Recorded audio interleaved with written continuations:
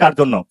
তো ওইখানে হলো আমি লাভ রিয়েক্ট দিয়েছিলাম যে সালাউদ্দিন ভাই আছে বিএনপির, এবং কেয়ার রিয়েক্ট দিয়েছিলাম হলো তারেক রহমানের জন্য। তো জিজ্ঞেস করলো যে কেন, আমি বললাম যে অসহায় দুর্বল মানুষের পাশে কেয়ার রিয়েক্ট দিয়ে থাকতে হবে।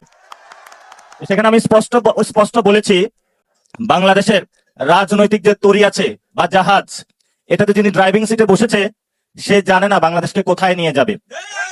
এবং আপনারা দেখেছেন এই জাহাজে যাদেরকে দায়িত্ব দেওয়া হয়েছে, একজন চাঁদাবাজকে দায়িত্ব দেওয়া হয়েছে, যে চাঁদাবাজকে হলো সমঝোতা বলে। আরেকজনকে হলো খাল খননের কর্মসূচি দেওয়া হয়েছে, পলিটিক্যাল উপদেষ্টা।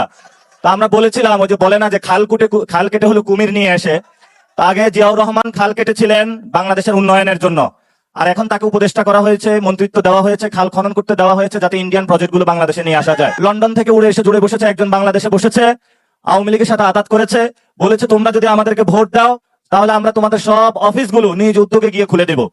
তো এখন যা হচ্ছে, আওয়ামী লীগ একটা হলো সৌভাগ্যবান পার্টি হয়ে গেছে, তার কর্মী অফিস কোনো খরচ নাই, সব খরচ বিএনপি দিচ্ছে, এবং অফিস উদ্বোধনও করে দিচ্ছে বিএনপি।